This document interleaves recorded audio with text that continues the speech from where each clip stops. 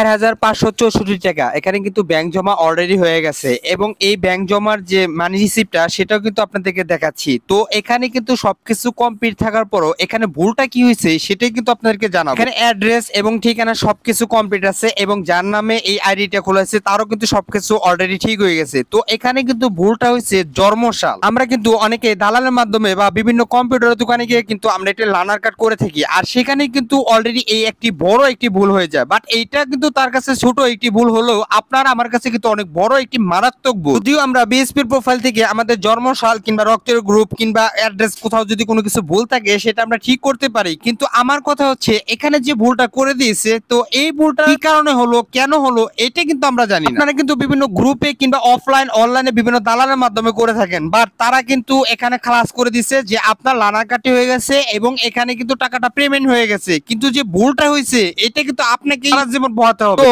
আমার কথা হচ্ছে যারা এভাবে অফলাইন কিংবা অনলাইনে একটি লানার কার্ড করবেন, প্রথম থেকে যদি আপনি এই বিষয়ে সচেতন থাকেন তাহলে এই ভুলটা আর আপনার দ্বারা হবে না। এখন আবার বিএসপির প্রোফাইল থেকে এটা আবেদন করতে হবে, তারপরে হ্যাসেলটা আপনাকে পোহাতে হবে।